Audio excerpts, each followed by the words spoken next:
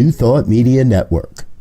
We are a global broadcast network of positive music, media, and entertainment, inspiring humanity's evolution along the journey of enlightenment and creating a world of love, peace, empowerment, and prosperity for all. New Thought Media Network. Positively inspiring.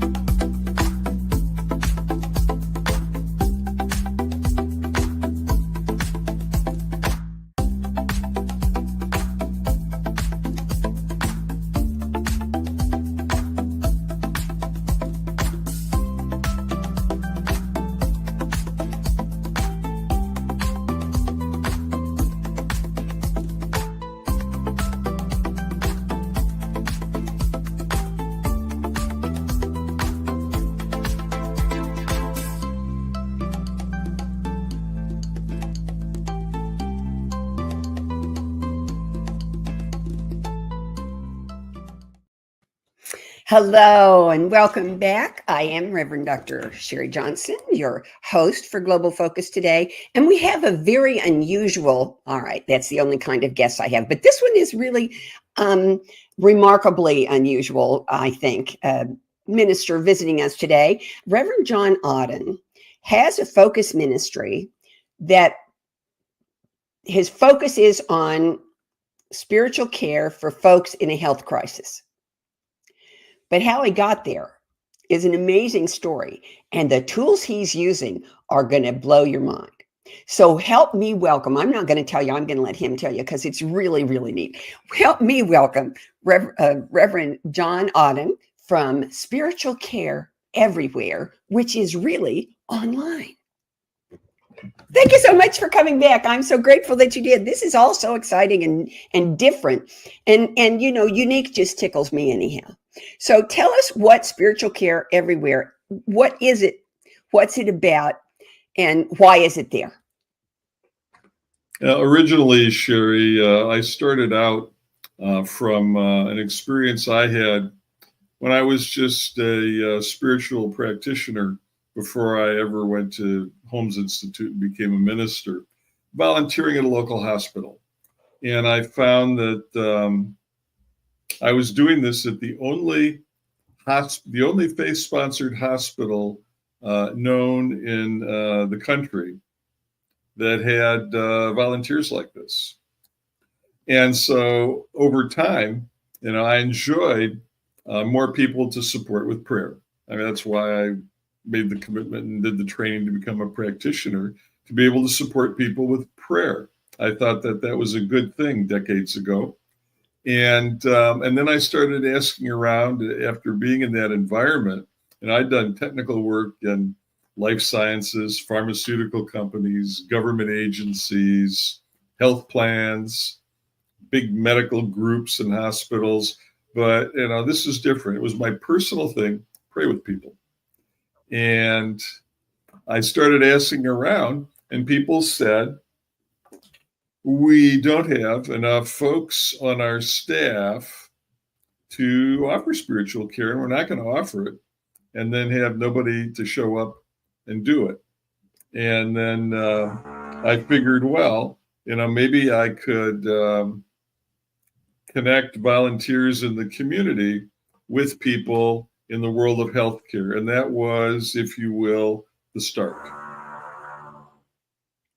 So you were a compu geek who went to ministerial school and found a way to make that be a ministry. I love it. And it started out though with that focus on health. And I've got to tell you that since we last spoke, I've been turned upside down and inside out. This happens in the world of New Thought. You know, we believe we know. And then Spirit shows up and says, guess what, Johnny? And I started actually, once I found the possibility to be able to connect people to where you didn't have to especially during the pandemic, it was hard to have family couldn't go in, let alone volunteers to offer a prayer, and the work of chaplains around end of life and morally intense decision-making support was overwhelming. And a lot of people would say, go be one more chaplain. And I kept looking at this feeling like, as a person who's got a love and a passion for spiritual care support, prayer ministry, if you will, what about this? So I started doing the math once I found a way to very affordably create the connections, imagining that would be doing good. And I suddenly figured out that there was no feasibility of enough volunteers to support the exploding demand for care in the broad world, even beyond healthcare. I started reading about how even workplaces, big companies were tearing their hair out with how do we offer support for the well-being, comfort, and mental health of people in this changing workplace. And I would hear these things and I would go, ding, ding, ding, spiritual care. And I was hearing about the crisis in schools, where you've got to get the school operating, but then you've got to get the kids functionally present. And like kids are having challenges. And then finally, I saw an article in it was like Sunday magazine or something. And it was an article that came from one of those across my Apple News about how teens were increasingly choosing to exit this world via suicide in worrisome numbers. And then I quickly realized that the need for this spiritual care everywhere wasn't everywhere in healthcare, that I wrote everywhere when I applied to do this. And I suddenly realized it really is everywhere, and then had to go back and do a rethink. How do we create an on-ramp so people can have some quick support, useful support, shaped to their culture and their background, and not just leave more people to go to desperation and depression? Well, that's a fabulous question. How did you answer it? Well, the thing I looked at is, did we have examples of responsive spiritual care? And I know many of us in Wait, say that term again. Responsive spiritual care. That's a really cool term. I like it. I was trained by many wonderful professors and ministers and prayer leaders that, at least in the New Thought tradition, and let me just say that in some traditions, the prayer might be reading a psalm. Perfectly valid. I have a late mother-in-law who, on top of everything else, would every day pray the rosary. Perfectly good, right? And on the other hand, those things are not everyone. There's actually many faith traditions, and no matter whether people practice in a church or have something they do privately or have a culture, we all have our roots, and we all have some aspect, if you will, of spirituality in our psyche, and how we as humans in this current mix came to here today, now. And spiritual care is just about tending to those beautiful energies and traditions that have brought us forward, broadly considered. And then when the headlines in the world of crisis and the end and whatever negative headlines sometimes get people tipping towards depression, the thing that I realized, that whether it's at work, at home, at school, or going into the hospital for treatment, right? The question is, how can I quickly get a personal positive headline? Yeah.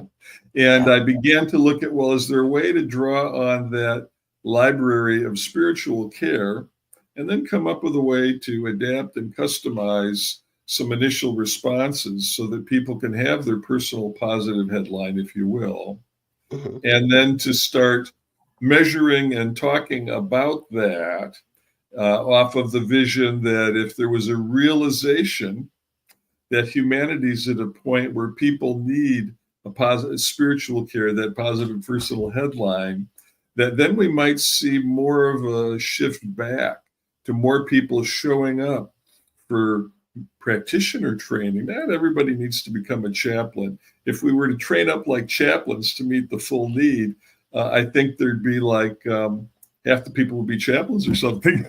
And that's not realistic. It'd be too many. You couldn't get there fast enough. And the other part, too, is we need to be affordable. Even the cost of a volunteer is not zero. And if you want to pay someone professionally, that's not zero. Just like I wouldn't go to the brain surgeon who said, I'll cut that tumor out for free. Probably not my first choice. Now, does it need to be more money than I can possibly have? And do I need to be devastated by healthcare? That's the trick. So then the thought process is around, how do we adapt the resources in the loving world around us to create a feasible, quick, extremely low cost way to do the first thing? Not the perfect thing, not the ultimate thing, but the first thing. And we're piloting a way to do that, drawing on some of it's somewhat controversial, but if you put guardrails on it and keep your head screwed on straight, it's possible to do good things. And that's kind of where we are today. So tell us about the ramp and the guardrail. What does it look like? I mean, what's the mechanics? What does it look like right now?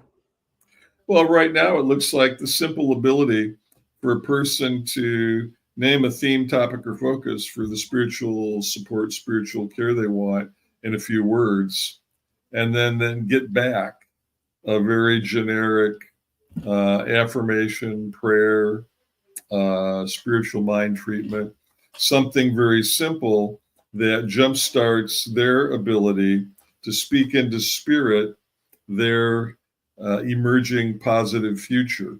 It's something that is any seasoned practitioner in New Thought will tell you is based on the notion that as we pray or treat, whatever you want to call that, or affirm for people who are agnostic or atheistic, right? That as we do that, the principle of spirituality kind of opens our perception and our awareness to different options and pathways. I mean, it goes all the way back to like the first kind of experiences I had supporting people once I was a practitioner. And the ones who came back and said, I got to tell you, I don't know why or how, but I've had my miracle. You know, I sat with you and you prayed that in this impossible situation when nothing could be done and it was all horrible, that something could come over the horizon, shaped and formed from whatever divine resources that would be adequate to bring the healing, bring the peace, and make it possible. And I left hopeful. No clue how, at a very discouraging time, but I left hopeful. And I said, and then I got to tell you, the most astounding miracle has appeared in my life. And it's not that I made the miracle. And it's not necessarily that there's this behind the stage, as Plato would tell it, some force running around orchestrating it. It's just that humans are all in a spiritual theology context. Manifestations or energetic, loving expressions of this creative spirituality. And as we ever so subtly shift our focus, our awareness, if we perhaps open up blinders, if you will, that things start to weave together in a different way. And to me, that's the engine of miracles. And if you want to, some people would say, it's hooey, New Thought is bogus. That's a long discussion that goes off into philosophy and psychology. But I would say that when people challenge me on, is even spiritual mind treatment valid? And if someone comes back and they report something, I would say, well, consider it analogous to the process used by another religious organization, the Roman Catholic Church, and the fact that they have this concept of these people who are saints. And rather than living in a world where, as a New Thought person, I feel that there's a few who live in a way that's connected with miracles. To me, I always go back to what I first found out studying New Thought, that the nature of miracles is it's a word, that positive headline in our heart that in an interactive universe puts things in motion in a different way.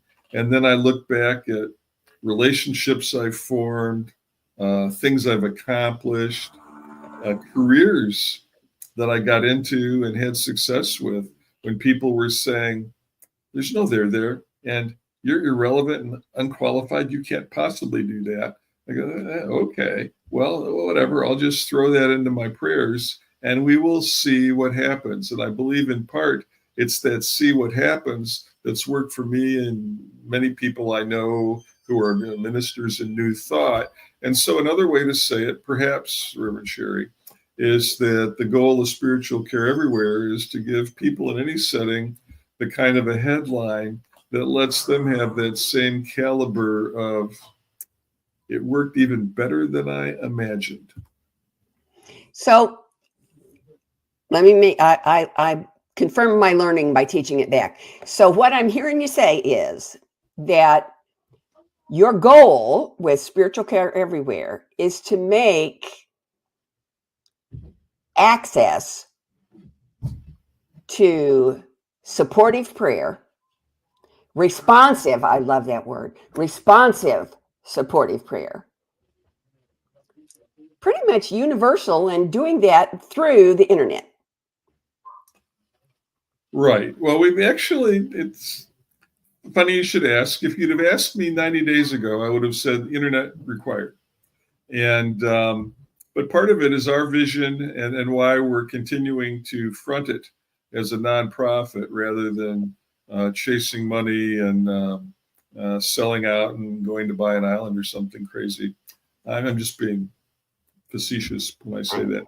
Why we're keeping it as a focus ministry is the idea that it'll be a kind of a white label thing, if you will. It's like you don't go to a building with a big sign on the top that says Visa to get a debit card or a credit card. You go to your bank, and then your bank has their name on the branch, like such and such credit union or whatever it is, and they have their logo on your chip card and so forth, and they provide a website where you log in and you see what you're doing.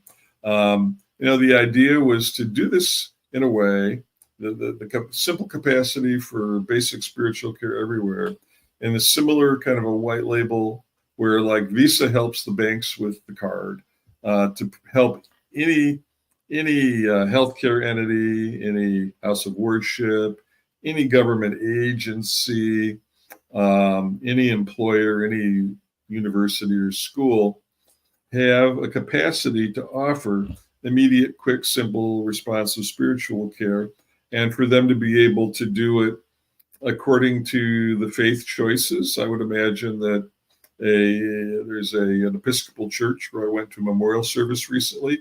They would probably offer preference to an Episcopal focus. I can imagine a government agency would say, well, we can't flog a religious tradition, so we'll let people choose between agnostic, atheist, Catholic, Lutheran, Muslim, Hindu, whatever they might do.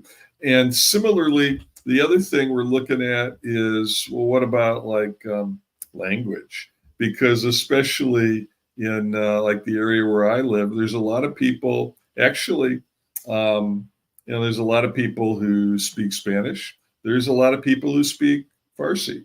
There's a lot of, ignore politics for a moment. We are a nation here that is still a melting pot. There's many cultures, many languages, and so forth. And the thing that caught our attention once we rethought that we can't possibly make enough person-to-person connections. We know how to do it cost effectively if there were enough connections to be made, right? But then the next thing was like, okay, so we've got to just, without a person at the other end, respond now. And then the next thing we looked at is, well, okay, and can we do it with the cultural focus? Can we do it with the religious choice focus? And then you dig and scrap and sweat on it, and you go, it's possible. So, and then the next thing that happened, though, and this comes back to 60 days ago, there's actually tools available that don't run on the internet, where by the end of 2024, there'll be a version of an internet service that somebody could run like on the company computer, on their laptop even.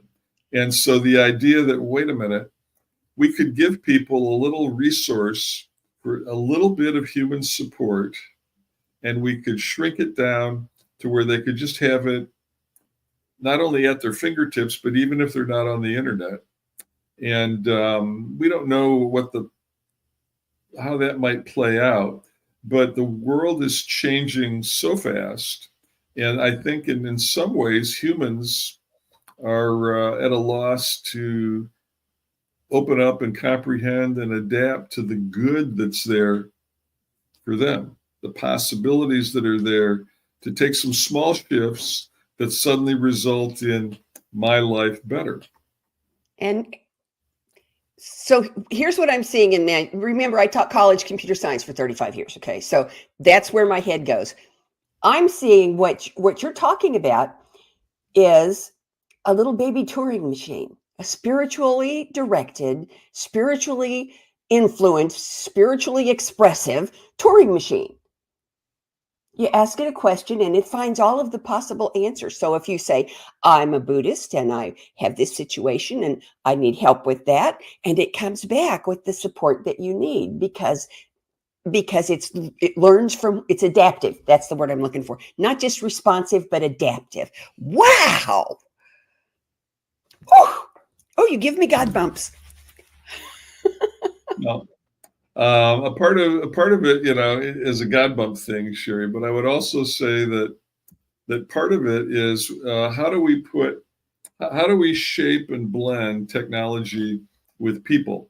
And as I looked at the ideas that were starting to rumble around in my noggin and try to figure out how to express them, I realized that quite a lot of what I'd done, going back to like my first job, I knew I would need some money to go to college. And so when I was in high school, I would go over to a local university campus and I would try to bum jobs. And a professor in the psychology department had a grant report that he had to write.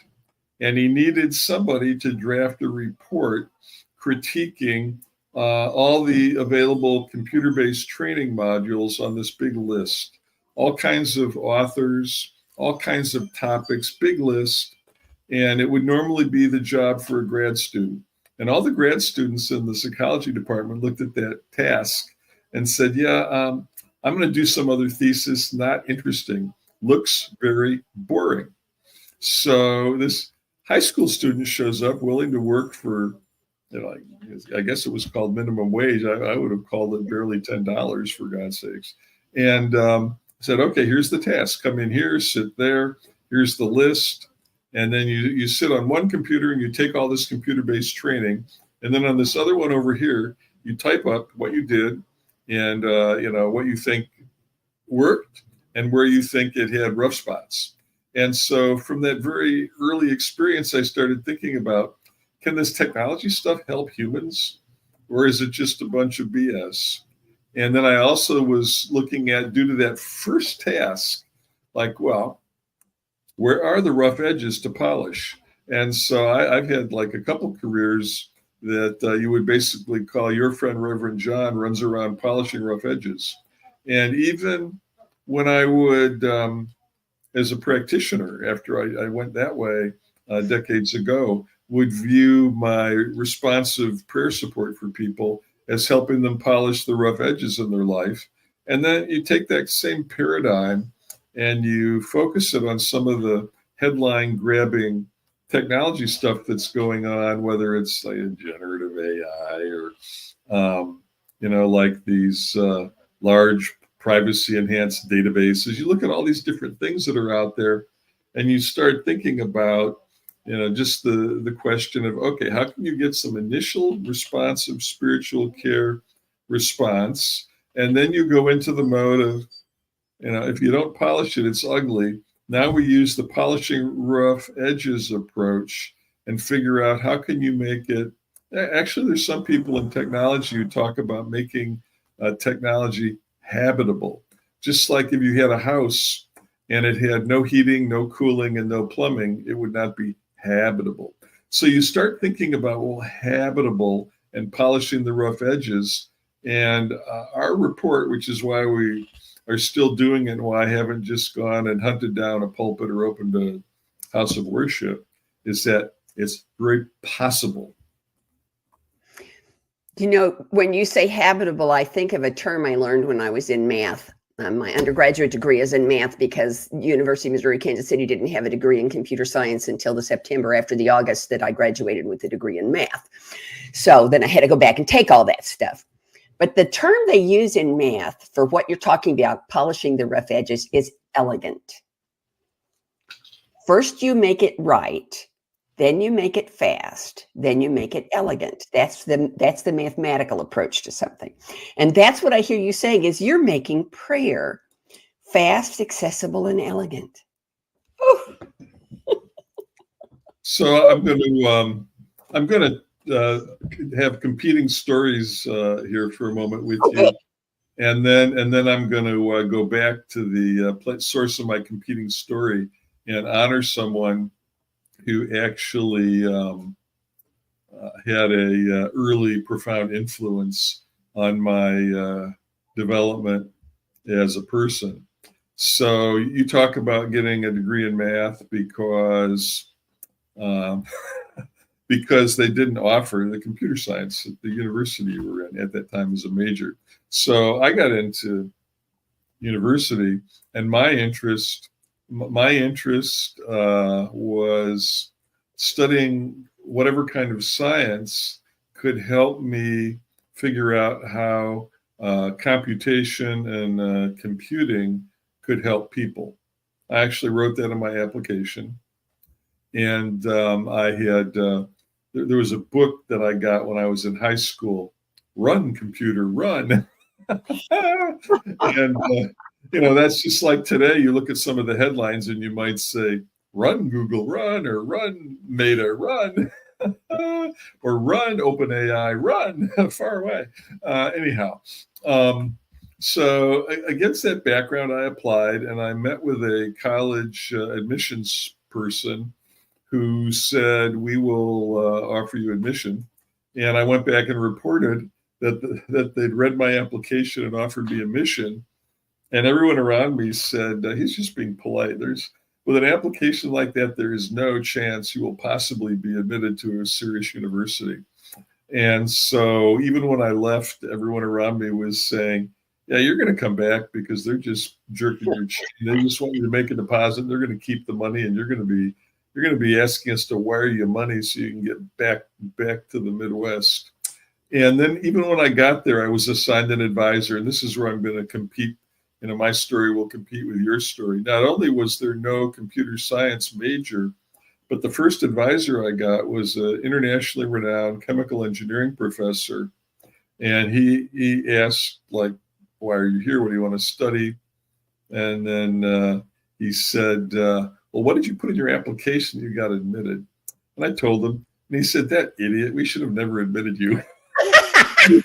I want you to resign right now and leave and go work at a gas station or do something where you can actually make a real contribution. And then there was another professor that used to be there up until the year I arrived. And the guy said, he said, why did you think we have anything here that you would want to study? And I said, well, you have so-and-so on the faculty. He said, no, we don't. He's an idiot. We ran him off. And he said, we always compete with that Stanford University. They think they're so hot. And they hired the guy that we got rid of because he's an idiot. And he's going to form some kind of new department there. He thinks that Stanford is going to have some kind of like a computer science program. It's going to destroy Stanford and wipe them off the map.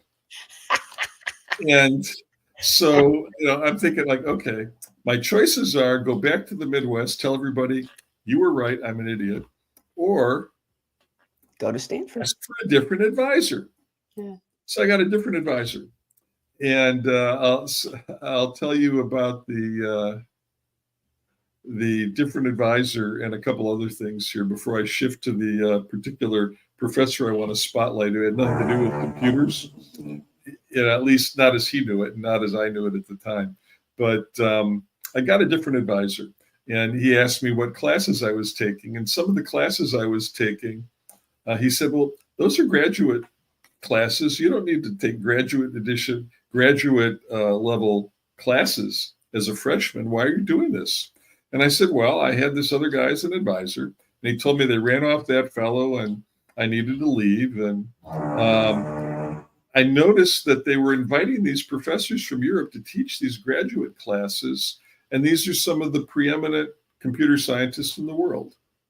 Like they had one guy teaching about new kinds of programming languages, and they had another guy teaching about how do you set up a computer if you want it to never fail? How do you create a bulletproof, reliable computer? And that was his thing.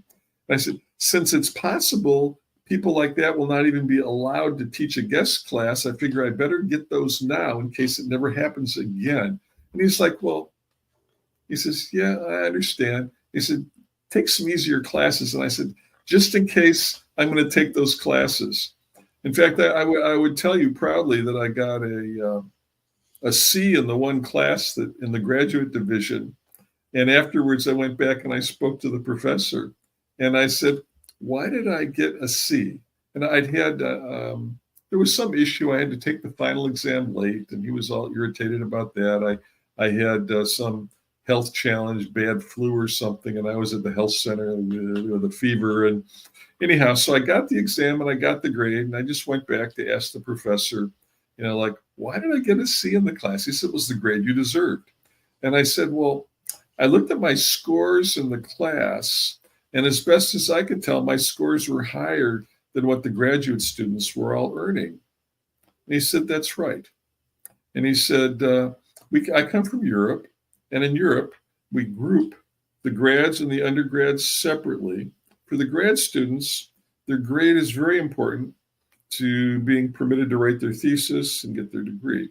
He said, for the undergrads, grades don't matter. So even though you had the highest score in the class, I gave all the undergrads in my class a C. I said, how many did you have? One. I knew it. Then I went over to the administrative office, and I didn't necessarily have the greatest relationship with the administrative office because they were more on the side of that first advisor who, why did that idiot admit you? Go away. But I just had a polite chat with them, and I said, I just want to get informed and educated how this works. And at the end, they said, well, we hadn't really been aware of this issue. Thank you for bringing it to our attention. In the future, we will coach our visiting professors from Europe that we prefer to grade everybody together and not do it that way. And I said, how about my grade? And they said, well, you are a freshman and all we will score is that you attended and passed. So it doesn't matter. We're not going to ruffle anyone's feathers. So, you look at the way in academia, back around the time when you and I matriculated, you were at a place where computer science was emerging. I was at a place that was still playing whack-a-mole, trying to exterminate it. And mainly, that's an environment that today, if someone wants to be a professor, they would say, you will have a challenge getting the grant funding to staff your lab, provide support for your grad students, and do your work. It's tough. There's not enough commitment to the National Science Foundation to keep the universities going. And it's a theme, it's a thing. And so in that environment, the people that were playing whack-a-mole on my head felt that people like me were at a risk of diverting financial resources in a serious way, because setting up computer science, having a data center devoted to computer science is a room full of machines. It's not 100 postdoc students and whatnot. And the other thing that then I wanted to, two things. I'm going on a bunny trail, but it could be interesting. Someone might grab something from this. So then I looked at my advisor, my new advisor, as I got to know him. And so he walks me into the data center and points at one of the big mainframe computers and says, "That's mine." And I said, "How did you get it?" And he said, "Oh, the IBM company gave it to me because I'm helping them." And he was here and I didn't even know about it. In, in fact, eventually I realized that I had a note in my inbox when I showed up. The professor I did my first high school project for wrote a note to that guy when he heard that I got out there and said, "Hey, I got this student, you got to offer him a job." And so my new advisor said, "Yeah, oh, you're the guy I've been trying to offer a job to help us use our new computer." And what he was doing with that computer back decades ago was setting it up so that you could ask the computer a question and get back the answer. And they had that working perfectly well decades ago. And then the IBM company came out, looked at it, and said, "This is exactly what we wanted." And then they went back to their Poughkeepsie, New York place, where their big head shed, to do it all over their way so that they could then release the product. And we had it to where everyone was told the answer must come back within a second. And for a really hard question, you can have 5 seconds and then the answer must come back. And so the rumor was that back at IBM, they could get it back usually within 10 hours. It would start to answer the way they did. Versus the thing that was built by the students would, respond in a few seconds, because there was also funding from this Department of Defense. And they said, for our applications, it can't be hours, it's got to be seconds. We need the answer now. And then you look at the recent headlines that people are all excited about. And when that came out, I'm like, yeah, sure, familiar with that from way back. But then I want to take a little sideline into something that to me set up this person to turn into Reverend John. I had a class with a professor, H.J. Reiser, R-Y-S-E-R, who was in the field of combinatorics. And he would take a chalkboard and he would work on the chalkboard. And then, at the end of working on the chalkboard, he would say, "Look what we've just done. We've taken a problem that nobody can solve. We've rephrased the problem as something you can express as a matrix of zeros and ones." Any of you computer people out there will hear matrix, zeros and ones, and go, "Aha, a computer could do something with this," even though Professor Reiser didn't have computers. They were still doing whack-a-mole at that college, trying to exterminate them. And he would prove this stuff. And the stuff that he would prove that way was quite often astounding. And I can even remember a final exam where I was on the chalkboard doing something. And, and he said, "You probably don't need to continue with that approach." And I knew that meant that he didn't feel it would work. And I said, "I would wish to continue." And I remember him saying, "You may continue at your own peril." And mind you, Sharri, I needed to at least pass this class to get my degree and graduate. I continued. And then at the end, I never actually worked the whole problem because he wanted you to do a lot of questions in this final. And the final was, you walk in his office, he takes the phone off the hook, he gives you a piece of chalk and a blank chalkboard, and he just starts asking you damn tough questions. So I got to the point within the next couple minutes where he said, "That's enough." And I said, "I'm sure this will work." He said, "At this moment, I agree with you.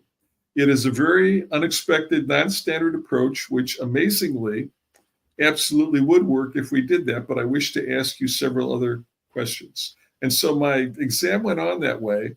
And then the way he would grade you, it's not like you would go home and you'd get a little thing with your grades. He would sit down and, and within about 45 seconds, he would say, and he said, "And you've earned an A-."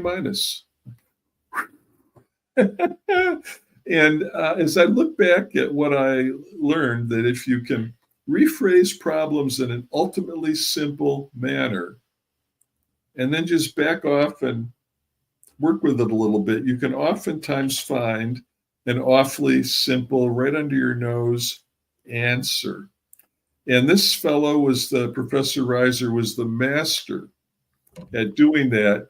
And yet people in the math major would say, "Yeah, you take his class to go there to, lose your chance for a degree and die," because it was so subtle. And, the discipline needed, it was about the focus, the discipline. And I do believe that in modern life, it's about the focus and discipline, right? It's about, do we turn on a TV and then suck up a lot of headlines that were generated based purely on their ability to grab people's hearts and rip them out of their chest? Or do we want to craft a personal headline around honor, service, goodness, joy, abundance? Do we want to craft that personal headline and then work on our consciousness to open it to the possibility that we live in a loving, responsive universe that will come back with relationships, experiences, resources, and pathways to increase the good? I know we're in the camp that we've got a lot of good, and if humans could put a little bit more time into increasing the good, then the need to obsess over bad headlines and see so many of our colleagues passing depressed and discouraged, we can tip the balance. So what you're saying is that the goal of, to grossly oversimplify, the goal of spiritual care everywhere is to give Hal compassion. Give Hal, from 2001: A Space Odyssey, Hal. They took out him and back it up one letter to the name of the computer. Not so much. That's an overstatement of any ambition or goal. I want to give humans a rapid, possible, quick response in any moment of distress, despair, or challenge. To actually make technology compassionate, some glimmers of that may emerge. Simplification. Huh? I said it was a vast oversimplification, but compassion is the essence of what you're getting at, isn't it? Well, I guess in part it's like doing the social engineering.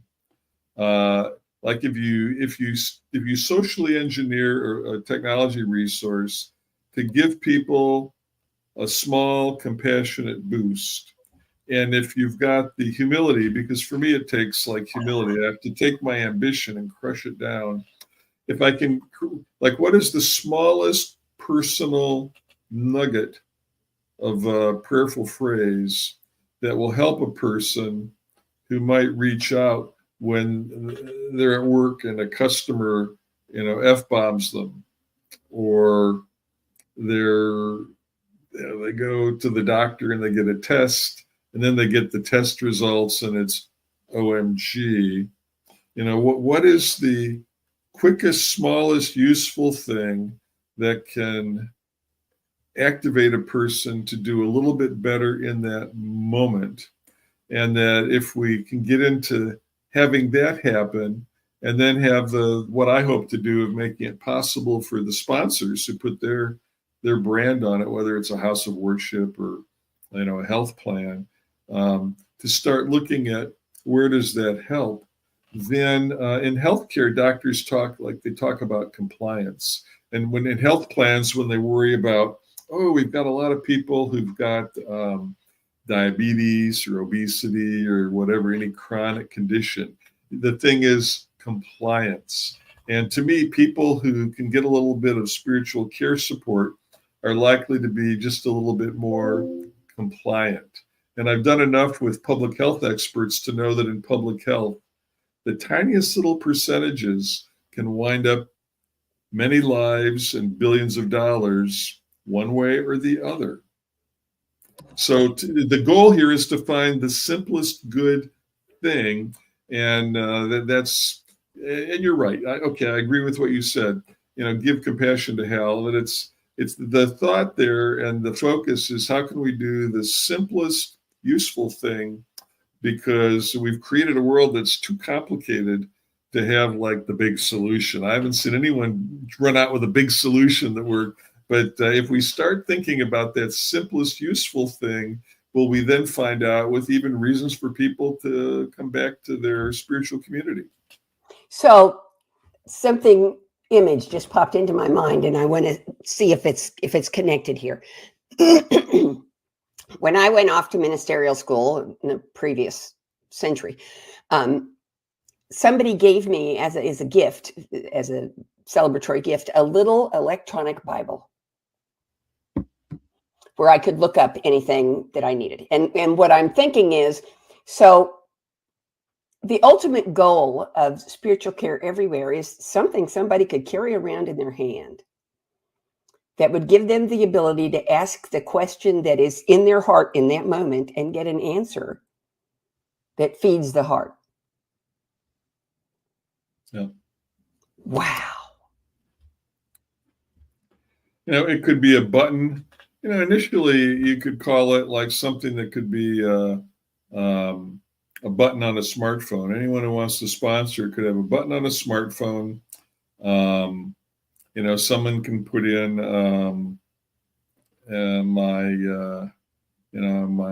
my payroll check didn't arrive, or the rent's due, one of those kinds of things, or I've got a severe tummy ache, and get back just some quick nugget of a response that makes that distress, that moment, a little bit easier.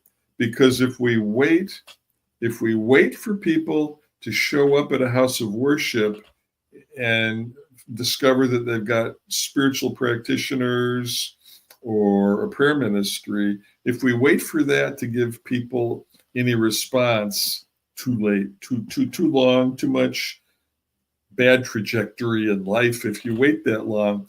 Or from the point of view of we can't get people access to behavioral health.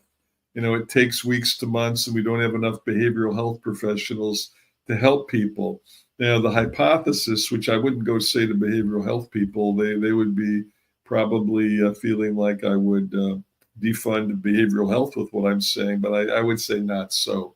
If we can get people quick, useful response before they actually get other forms of support in the world, that quick, useful response might make it easier for the other kinds of things we're doing to have whole families, whole schools, whole lives, whole companies to actually have a chance to work by just simply reducing the fraying at the edges that one sees in modern life.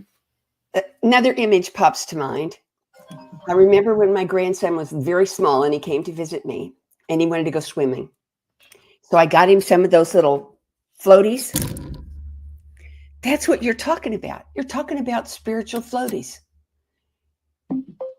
to keep you up till you can get to someone who can address whatever the issue is. That is just so blinking marvelous. Yeah, it's like, the deluxe answer might be that the ocean liner pulls up, and then the butler rushes us to a suite, and then we sail across the river. Or the minimal version might be people show up in a pontoon boat and paddle us across.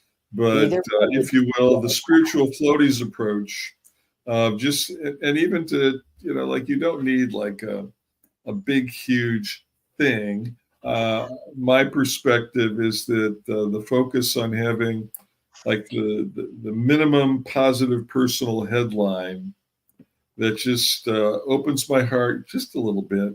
Doesn't need to crack my heart wide open. I mean, sure, there's people I've encountered in a house of worship who sat down for prayer, and then something that's had a death grip on their soul breaks open and falls off, and it's like a great big catharsis.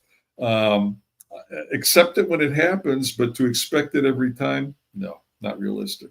So just that, I think that small difference will then earn the opportunity for spiritual care everywhere to start looking at, hey, is there a bigger difference? And also, since we understand the tech issues with connecting for, teleprayer, either voice or video teleprayer, as the world emerges and becomes visible to support those other modalities, then people can have spiritual care everywhere in all forms. And then I believe we could then envision a world where people could have like mental health care when they need it. I mean, I would tell you that even that one is tough. There's a member of my extended family who was having a hard time finding access to mental health. And then after getting access, he had a hard time with compliance. And you've got a mental health professional that says, I can help. I had a hard time with that. And then we got to an incident where, the person was in the ER, emergency room, and the emergency room people were thinking, was this a suicide attempt, right? And then there was, and as I listened to all of this, and realizing this is people I know and love, experiencing something that was far from their best day, far from a good day, right? So then there was the occasion where the authorities knocked on the door, as I heard about it later, saying we understand someone's in grave danger here, and we'd like to check it out. And the police and the health services agencies take team everywhere, and responding to cases where people are in distress is a tough part of what they do.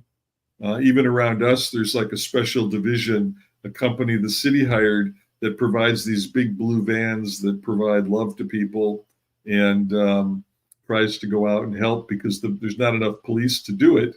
And then you next get the challenge that the big blue vans can't figure out how to get people to get into the van and come to a place with a warm bed and food. And so we've obviously got fraying at the edges. Anyhow, so the authorities went, in the case of this example I'm making, they went to the home and they went inside.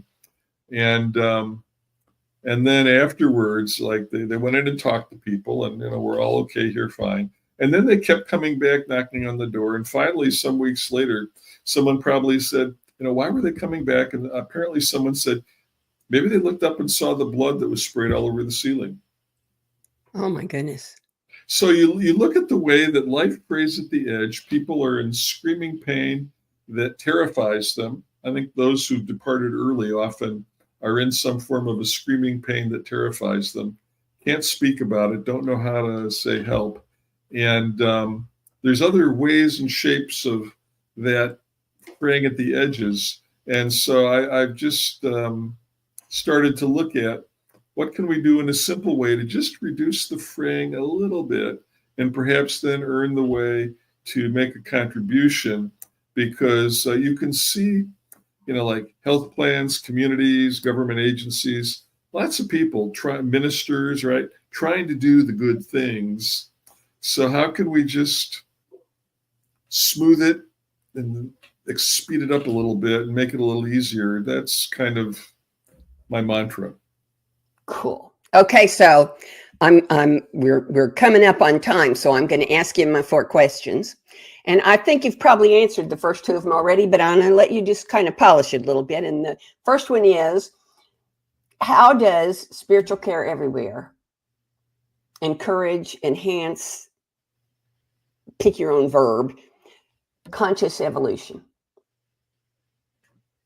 Yeah, so we do that by being accessible in a simple way at any time when a person bumps into a stressful challenge, and supports them in picking a positive step up versus going off the rails or descending into pain.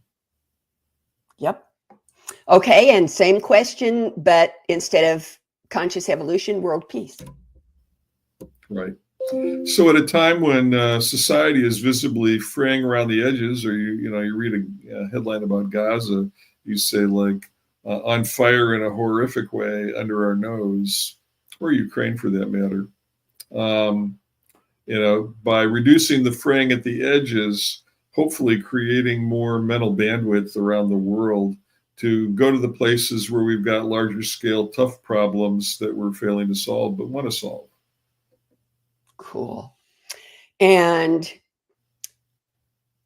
presuming that everything goes exactly the way you want it to go, every detail, every event, every encounter, every relationship, everything goes exactly the way you want it to go. 10 years from now, what does spiritual care everywhere look like?